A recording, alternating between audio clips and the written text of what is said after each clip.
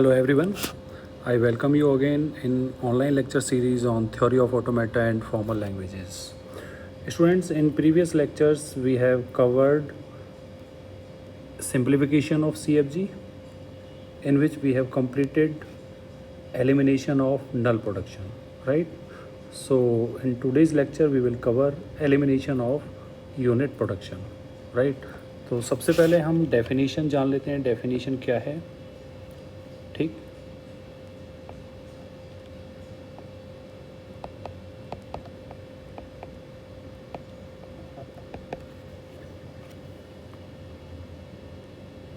A unit production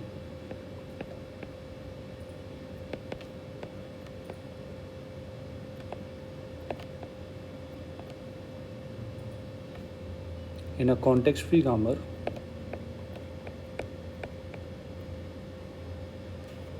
is a production of the form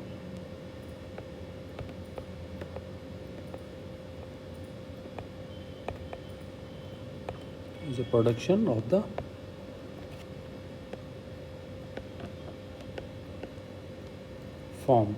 ये form क्या होगी? Capital A tends to B. ठीक है, इसका मतलब ये होता है कि जब सिंगल वेरिएबल को जनरेट करेगा तो उस फॉर्म को क्या बोलते हैं हम? Unit production. Means one variable tends to one variable. ऐसे टाइप के प्रोडक्शंस को क्या बोला जाता है? Unit production. ठीक है, अब इन यूनिट प्रोडक्शन को क्या करना होता है? हमें एलिमिनेट करना होता है. तो एलिमिनेट करने के लिए क्या होगा? थ्योरम है, थ्योरम को हम डिस्कस कर लेते हैं.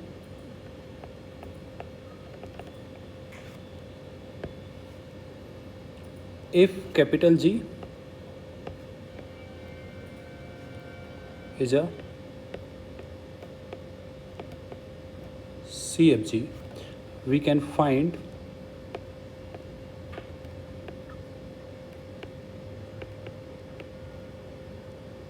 a context-free grammar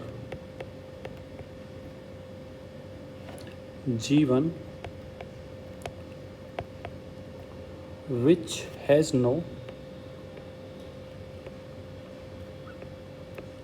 null and unit production. ठीक है, अब इसको हम प्रूफ करते हैं. Proof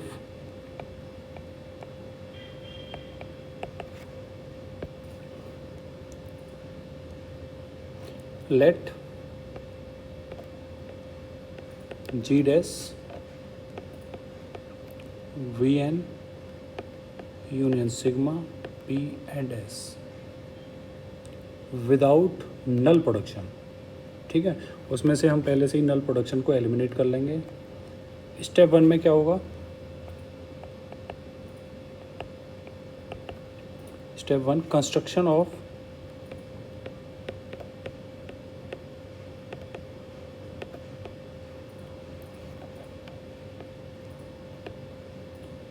the set of variables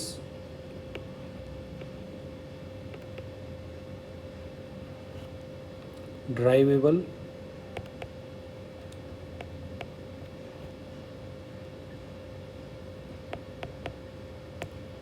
from A.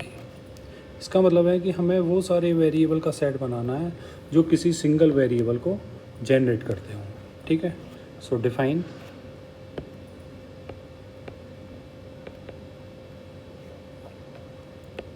WIA recursively, जैसे कि हम करते आ रहे हैं. W0A जितने भी वेरिएबल्स होंगे सभी के लिए हम ये निकालेंगे. ठीक है, WI+1A, एक तो WIA इंक्लूड होगा इसमें.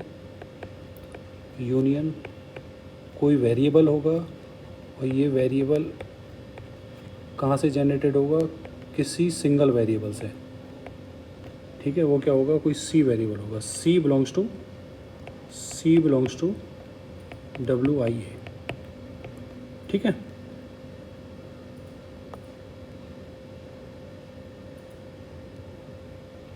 स्टेप 2,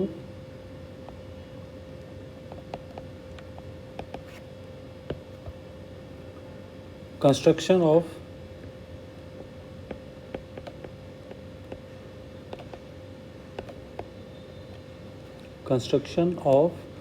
प्रोडक्शंस, ठीक है। और ये प्रोडक्शन क्या होंगे, वेरिएबल प्रोडक्शंस होंगे।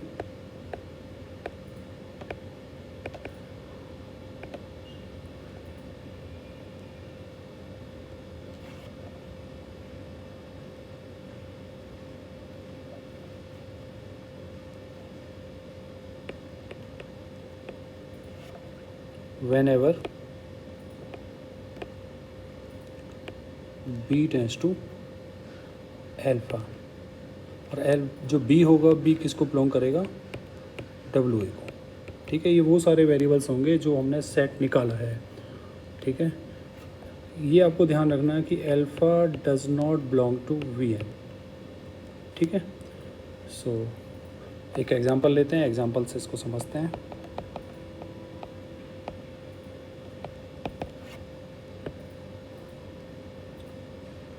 S tends to AB,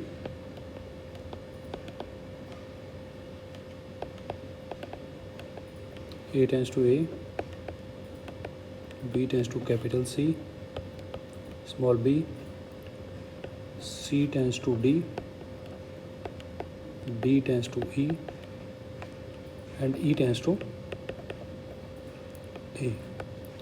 Eliminate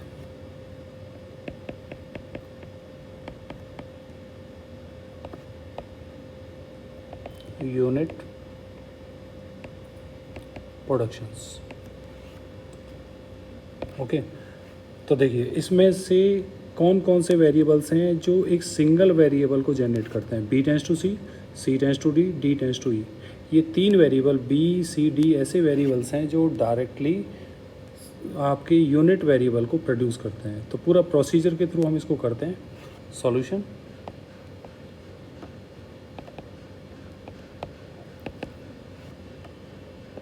step 1,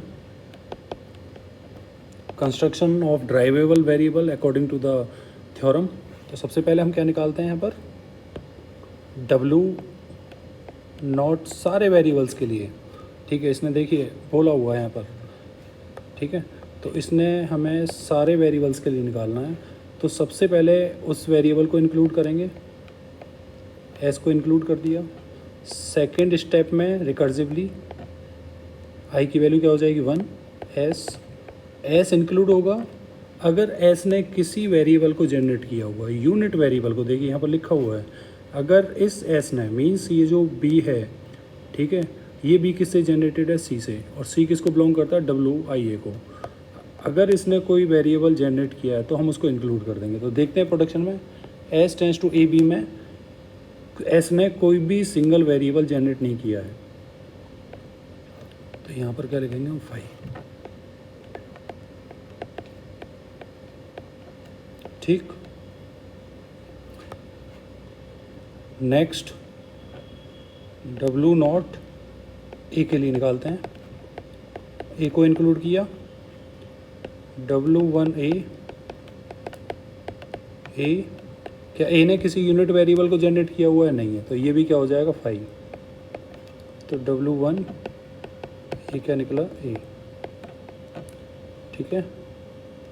next WB, W0 B,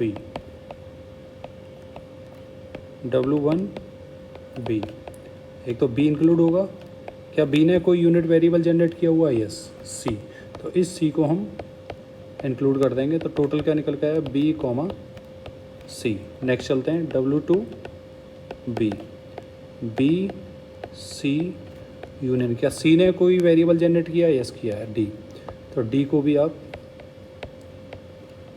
तो क्या निकल के आया, B, C, D, ठीक है। W2B, अब निकाला W3B, B, C, D union, D ने क्या जनरेट किया, E को इंक्लूड किया। B C D E. ठीक है, आगे बढ़ते हैं। W4B, B C D E, union E ने कुछ जनरेट किया, देखिए ई ने कुछ नहीं किया, कोई वेरिएबल जनरेट नहीं किया, तो यहाँ पर क्या आ जाएगा 5। तो फाइनली WB की वैल्यू क्या निकल के आ गई, बी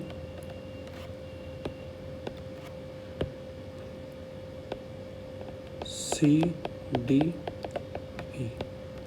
ठीक है, एज इट इज़ इसी प्रोसीजर से हम WC निकाल सकते हैं। तो C क्या निकलेगा, आप देख सकते हैं CDE। ठीक है, इसको हम बॉक्स में ले लेते हैं। सारे वेरिएबल्स के लिए हमें ये वैल्यूज़ निकालनी है।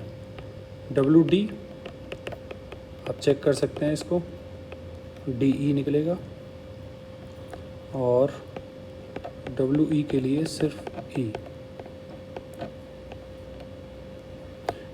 अब करते हैं हम स्टेप 2। स्टेप 2 में क्या है, स्टेप 2 में हमें प्रोडक्शंस निकालने हैं। तो पहले तो इस प्रोडक्शन को हम इंक्लूड कर देते हैं जो यूनिट वेरिएबल को जनरेट नहीं करता है, S टेंस टू AB। ठीक है, फिर हमने लिया A tends to A। Next देखा हमने, देखिए B टेंस टू C। अब देखिए B का, आप देखिए जो ड्राइवेबल वेरिएबल्स हैं, तो इसमें क्या आएगा, B टेंस टू C। इसमें देखिए B tends to C, C tends to D, D tends to E। B C D, B ने C को ड्राइव किया, C ने D को ड्राइव किया, D ने E को ड्राइव किया, E ने क्या ड्राइव किया, E ने क्या ड्राइव किया, A। तो इसकी C की जगह हम क्या पुट कर देंगे,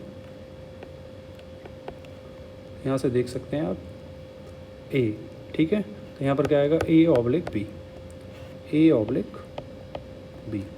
ठीक है, C में क्या मिलेगा, आप C के प्रोडक्शन देखिए, C tends to D, D tends to C tends to D, C tends to D, D tends to E। तो यहाँ भी क्या आएगा, A। D का देखिए, D टेंस टू E और E टेंस टू A, और E का एज इट इज़ रहेगा। ठीक है, सो स्टूडेंट्स देखिए, इसमें से हमने सारे के सारे जो सिंगल वेरिएबल्स थे, यूनिट प्रोडक्शंस थे, उनको हमने एलिमिनेट कर दिया है। ठीक है, तो ये आपका आंसर होगा। Thank you.